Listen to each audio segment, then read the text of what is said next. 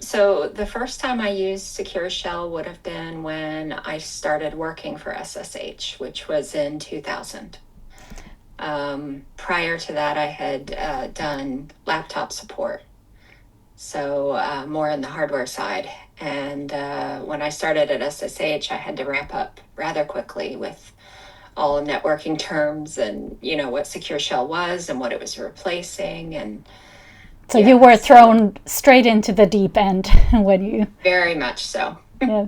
Very much so. But it was a great learning experience. So if you think back, like, are there some lovely customer stories that you can think of, without naming any names, obviously, from back then? I worked with so many amazing people. I think probably my favorite is the fact that, when you're in tech support and you work with customers, they really become your friends, and you spend time building a relationship with them, and you help them through struggles, and that's a pretty good bond. I am friends today still with several of SSH's customers. But when I left SSH, my goodbye email was me bequeathing my customers to different people. So I tried to match the customers' personalities with the tech support engineer at SSH who would be the best fit. So I do remember doing that, and that was kind of fun. That's very nice of you. I've asked some of the people about how, like, if there's certain things that have been done with Secure Shell that weren't necessarily the right way to go about it, but in order to just to get the work done, like some sort of, like in some cases we've noticed that privilege access management is something that gets circumvented with SSH keys, for instance, or something like that. Did that already happen on those early years when you were working in tech support? Oh, yeah, absolutely. Too many people were using one set of keys for everything, and with it not having a passphrase either. So we always advised against it, but they ran into technical limitations where it was sort of necessary. But to me, that kind of negates the whole point of SSH. The entire point of SSH is to secure your connection. And if you're using an insecure authentication method, then, you're only as secure as your gate.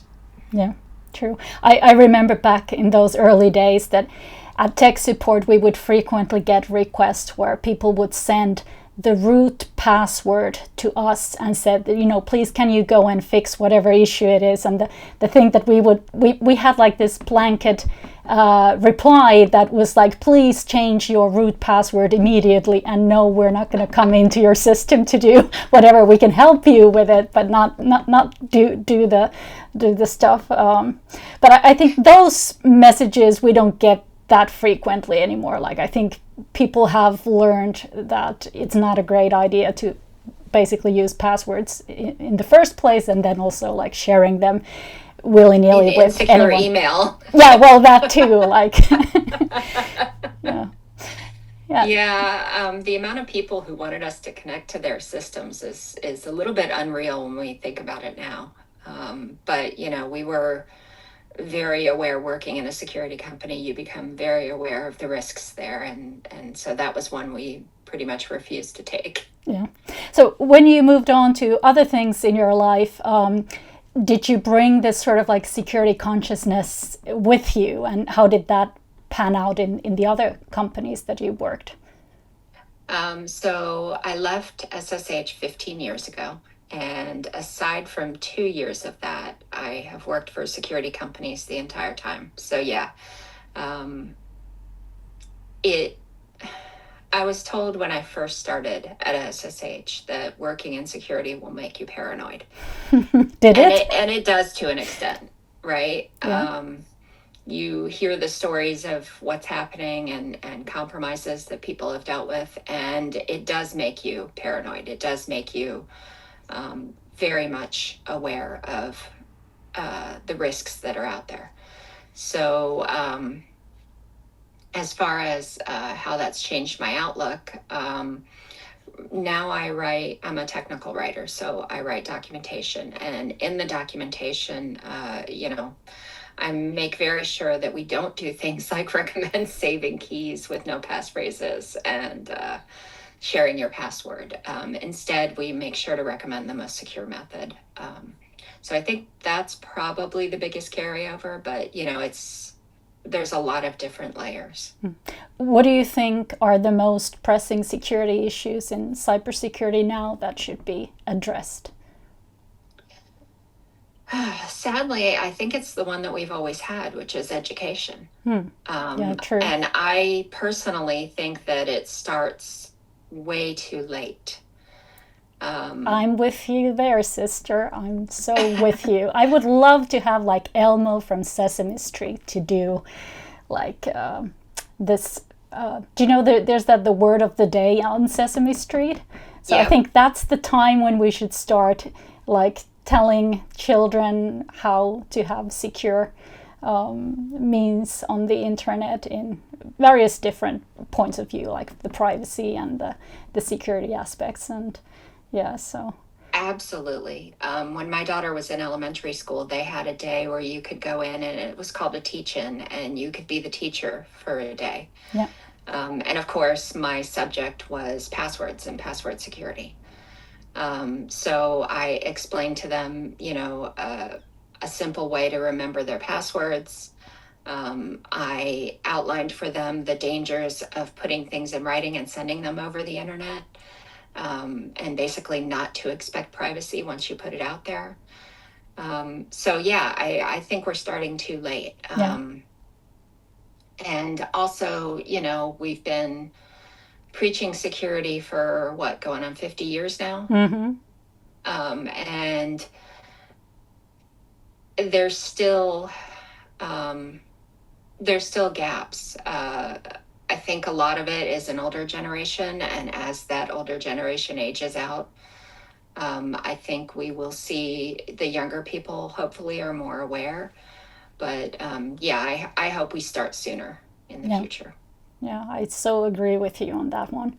And I kind of have also the wishful thinking that younger generation would then teach the older ones, because right now, if we go back 20 years ago or something, what we thought then that was a great password policy tends to be a horrible password policy. So like the best practices have changed, and right now, like for several years now, we've talked at SSH that you should completely get rid of the passwords. Like it's no passwords existing is the best policy. So like move on to the zero trust authentication models where you don't need passwords anymore, but you're completely getting rid of this one phishing attack vector when there's nothing to phish anymore. So yeah, that definitely sounds like the way to go, but they're not there yet. I've been happy to see more two-factor authentication and it being required in more places. So I think that's a start. Getting to where you're talking about with the zero trust would be awesome. But we have to wait for the market to be ready for that. Yeah, there's like certain places where in IT especially, there are already places where the zero trust is very much adopted and taken at heart. And then if we look at the operation technology side of things, they're so far behind that it's sometimes like it's mind-boggling that they're solving issues that were solved 20, 30 years ago in the IT side of things. And they're now feeling the brunt. Like for several years now, the OT has seen most of the malware and all the other attacks because it's easier to get into those systems than it is on the traditional IT side for the attackers. So there's still plenty of things to do.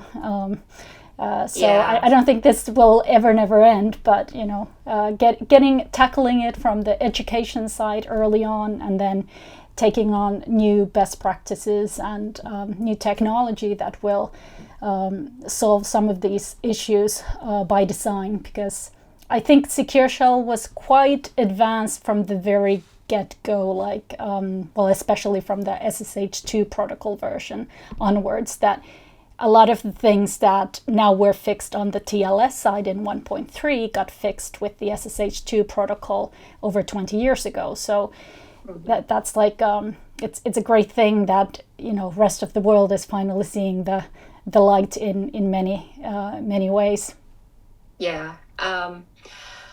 I ran across a system recently that still had FTP enabled, and Yeah. I just, you know, we had already spoken about having this talk, and I was just like, you know, 30 years on and people are still using FTP. Yeah.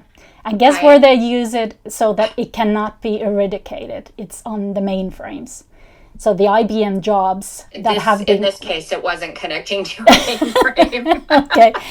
So the mainframe itself, like, if the job has been created with FTP, you don't touch those. And the only thing that we've been able to do for those has been like with the Tectia ZOS, that we tunnel it. Yeah. So we do it in a kind of better way how it was done 25 years ago. So these days we do it so that we capture the connection as FTP before it leaves the mainframe, and then we convert that into SFTP, because obviously nobody else in the world will allow FTP servers that the mainframe could connect to. So we kind of are able to on the fly capture it, put it in these days a quantum safe tunnel, and then use SFTP on the other end of this connection. But it is like, yeah, it's very hard to get rid of things. Once it's somewhere deployed, it'll run until the end of time. Like, that's sort of the thing that I've noticed, that we still get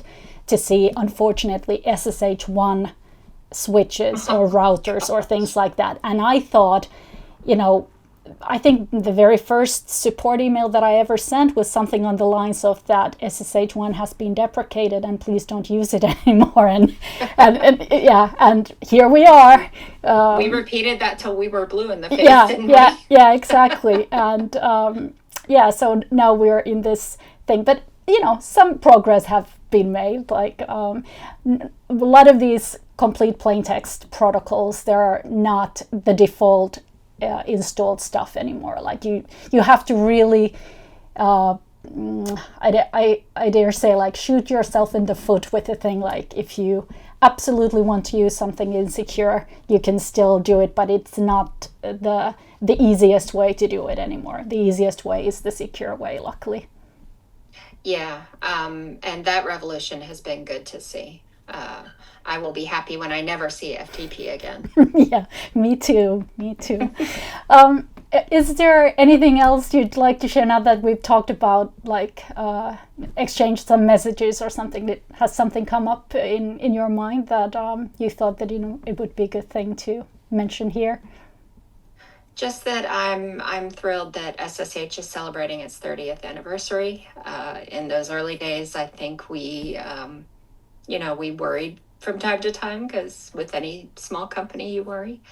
But seeing that it's at its 30th anniversary is gratifying in a very large way.